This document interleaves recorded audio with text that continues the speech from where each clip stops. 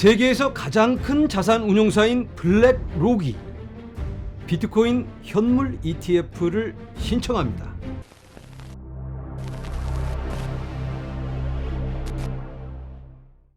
안녕하세요. LA의 비트쇼입니다.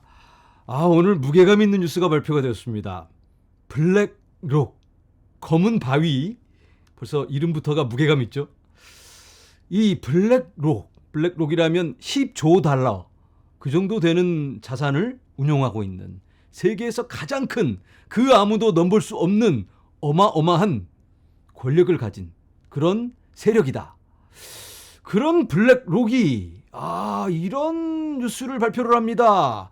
블랙록이 비트코인 ETF를 신청을 했는데 선물이 아니고 현물, 스팟 비트코인. 그런데 요즘 이 현물 ETF 신청해 봐야 거절당하잖아요. 수도 없이 많은 회사들이 저요 하면서 비트코인 현물 ETF를 신청을 하는데 이놈의 게리 겐슬러가 다 그냥 저리 꺼져 하고 다 이렇게 거절을 합니다. 그런데 블랙록이 분위기 파악을 못하고 있는 건지 해봐야 안 될 텐데 왜 지금 시점에 이 현물 비트코인 ETF를 신청하고 있을까? 수상하죠. 그런데 이 현물 ETF의 수탁 서비스가 필요합니다. 비트코인을 사서 쟁여놔야 되는데 레리 핑크가 지갑 하나 사서 레저 같은 거 디센트나 이런 거 사서 비트코인 사서 넣어놓고 딱 사무실에 넣어놓는 게 아니에요. 누군가가 관리를 해줘야 되겠죠. 레리 핑크 요즘 나이도 많은데 깜빡깜빡 하니까 어디다 맡겨야 되는 겁니다. 그걸 수탁 서비스다. 그걸 코인베이스가 해줍니다. 코인베이스라면 지금 소송 걸린 그 회사인데 잘못되면 어떡하나? 우리가 모르는 어떤 정보를 갖고 있는 걸까? 아니면 그런 정보를 만들어낼 수 있는 그런 어떤 영향력을 가진 블랙록이라서 그런 걸까? 우리가 한번 생각을 해봐야 될 것 같습니다. 자, 이게 오늘 신청된 서류입니다. 6월 15일 2023년 iShares 비트코인 트러스트를 통해서 블랙록이 이렇게 ETF를 신청을 했습니다.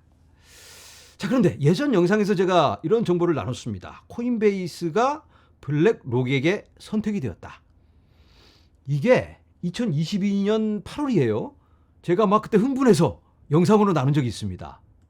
이렇게 막 제가 웃으면서 블랙록이 비트코인에 눈독을 들이고 있다. 그런데 뭔가 꼼수가 있는 게 아닌가, 이 친구들이 자꾸 작업을 하면서 비트코인을 움직이는 모습을 볼 수가 있었습니다.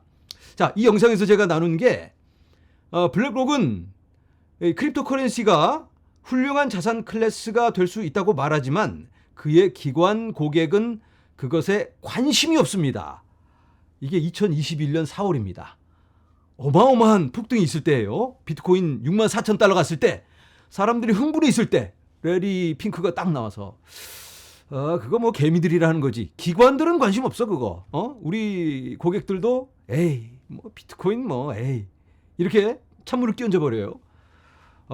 가격을 좀 끄집어 내리려고 했던지 이런 뉴스가 나오고, 또 테슬라의 일론 머스크한테 압력을 넣어서 환경에 어쩌고 저쩌고 막 이런 작업들을 해가면서 비트코인 가격을 끄집어 내렸죠. 원하는 가격에 왔는지는 모르겠지만 그런 것들을 반복하면서 매집하고 매집을 했겠죠. 이 레리 핑크가 비트코인 6만 달러에 살 수는 없잖아요. 요즘처럼 이렇게 세일을 크게 해주면 조금씩 또 한꺼번에 너무 많이 살 수는 없습니다. 가격이 올라가 버리면 안 되니까. 안 올라가게 잡아당기면서 사는 거죠. 지금 그러한 과정이 아닐까, 이러한 생각을 해보는데, 자, 블랙록이 어마어마한 영향력을 가진 회사다 이렇게 말씀을 드렸는데, 뭐 다른 친구들 아크인베스트라든지 그레이스케일, 바네크 이런 애들은 그래도 상대적으로 약하니까 안 됐지만 블랙록은 최고니까 좀 희망이 있지 않을까. 근데 택도 없습니다. 게리 겐슬러가 딱 버티고 있는데 될까요? 어림없죠. 그런데 게리 겐슬러가 골드만삭스의 끈앞풀이죠. 그런데 골드만삭스의 대주주가 바로 블랙록입니다. 그래서 그럼 또 희망이 살짝 블랙록이 뭔가 생각한 게 있으니까 이걸 하지 않았을까. 게리 갠슬러를 조종할 수 있는, 이렇게 게리 갠슬러가 하라는 대로만 하잖아요. 이렇게 조종할 수 있는 그런 어떤 뭔가가 있지 않을까. 뭐가 있으니까 이렇게 했겠죠. 바보가 아닌 이상. 그래서 우리가 정확히는 알 수 없겠지만 뭔가 있지 않을까. 그런데 이 ETF를 신청하고 나면 바로 내일 되는 건 아니고 수개월이 걸립니다. 좀 더 걸릴 수도 있는 거고 정확히는 우리가 알 수가 없죠. 레리 핑크가 게리 갠슬러하고 통화를 좀 해봐야 될 테니까 우리가 좀 시간을 주고 기다리면 될 것 같습니다. 자, 윌 클레멘테라는 온체인 분석가가 이런 짤을 올렸습니다. 인간이 아닌 파충류인데 이게 뭐 중요한 게 아니고 낄낄거리면서 웃고 있습니다. 이 친구들이. 여기는 골드만삭스 CEO, 조지 소로스, JP 모건의 CEO, 그리고 여긴 블랙록의 CEO. 그리고 그들의 끈앞을 게리 갠슬러 낄낄거리면서 웃고 있습니다. 야, 우리가 비트코인 다 뺏어왔다 그러면서 이렇게 축배를 들고 있는, 파티를 하고 있는 이런 금권 세력들. 자, 블랙록의 비트코인 ETF, 이게 승인이 된다면 너무너무 좋은 일일까요? 파티할 일일까? 우리한테. 당연히 파티를 해야죠. 단기적으로는 매우 좋습니다. 어마어마한 자금이 이 비트코인에 몰려들 테니까 너무 좋은 일입니다. 하지만 장기적으로는 이러한 금권 세력들이 결국은 비트코인까지 차지하면서 이 시장을 마음껏 주물럭주물럭 할 테니까 그다지 바람직한 일은 아니다라고 볼 수가 있겠습니다. 그런데 뭐 어쩔 수가 없죠. 이게 세상의 이치가 아닐까. 우리는 비트코인을 통해 자유를 외치고 있지만 결국은 이 친구들이 컨트롤을 할 수밖에 없고 그러한 구조 속에 우리는 살고 있다. 안타깝지만 우리는 돈 흘러가는 곳에 쫓아다니면서 실리를 취할 수밖에 없습니다. 그래도 비트코인이니까 이 정도라도 우리한테 기회가 있는 겁니다.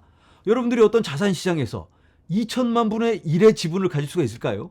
금이라든지 부동산 시장 아니면 어떤 대형 주식시장이라든지 뭐 이런 데서 2천만 분의 1을 소유할 수 있다? 어림도 없죠. 그런데 이 영상을 보시는 분들 중에서도 비트코인 1개 이상 가지고 계신 분들 계시죠? 벌써 2천만 분의 1의 지분을 소유를 하고 계신 겁니다. 전체 코인을 계산해봐도 마찬가지예요. 비트코인이 전체 코인 시장의 50% 정도를 차지하고 있습니다. 그러면 비트코인 1개 가지고 있으면 전체 코인의 4,200만 분의 1을 내가 가지고 있다. 이렇게 생각하셔도 됩니다. 대단한 거죠. 그래서 우리한테 아직도 기회가 있는 거다라고 말씀을 드립니다. 자, 이제는 홍콩 소식을 잠깐 살펴보도록 하겠습니다. 홍콩이 세계의 메이저 은행에게 압력을 넣고 있습니다. 암호화폐 거래소들을 서비스를 좀 해줘라. 고객으로 좀 받아서 유동성도 공급해주고 필요한 서비스를 제공해라. 그래야지 암호화폐 거래소들이 앞다퉈서 올 거 아니냐. 빨리 해줘 하고 압력을 정부 차원에서 가하고 있는 겁니다. 미국하고는 굉장히 대조적이죠. 미국은 막 못하게 쓰러뜨리고 잡아뜨리고 쫓아내는데 홍콩은 전격 지원을 하고 있잖아요. 미국이 한마디로 중국한테 발렸다. 이 코인에 대해서는 발린 겁니다. 중국 하는 대로 비슷하게 지금 쫓아가고 있잖아요. 중국은 옛날에 다 작전 펴놓고 암호화폐 문 닫게 하는 척 하더니 뒤로 판 깔아놓고 지금은 치고 나가고 있잖아요. 미국은 달러 띄우려니까 어쩔 수 없이 암호화폐 짓누르면서 어쩔 수 없이 눈물을 흘리면서 보고만 있는 겁니다. 지금 중국이 다 차지하고 있는데 안타까운 미국의 모습. 어쩔 수 없이 게리 갠슬러를 앞세워서 이렇게밖에 할 수 없는 안타까운 상황이 아닌가라고 말씀을 드립니다. 자, 마지막으로 FTX 피해 보상 관련 소식입니다. FTX 피해자분들은 이런 이메일을 받으셨을 텐데요. FTX 채무자 고객 클레임 포털. 6월 14일에 클레임을 신청할 수 있는 만기일을 정하는 그러한 심의를 신청을 했다고 합니다. 그 심의가 6월 28일에 있고요. 7월 3일에 법원에서 결정을 내려주면 만기일이 정해지고 그 다음에 여러분들께서 피해 보상을 신청할 수가 있습니다. 아직은 시간이 많이 남아있기 때문에 지금 걱정하실 필요는 없고요. 그때 가서 함께 영상으로 어떻게 신청하는지 나눠보도록 하겠습니다. 네, 영상을 마무리합니다. 블랙록의 움직임을 보면서 뭔가 진행되고 있구나 이런 느낌이 드는데요. 이 금권 세력들, 시장을 움직일 수 있는 그런 파워를 가진 자들의 어떠한 움직임이 시작되고 있는 게 아닌가. 더 흔들어서 탈탈 털어버리고 갈지, 아니면 지금 이제 됐네 하고 바로 달려갈지는 우리가 알 수 없겠지만, 이제야말로 냉철한 판단력으로 우리가 접근해야 하지 않을까, 이러한 말씀을 드리면서 오늘은 여기서 인사드립니다. 여러분 감사합니다.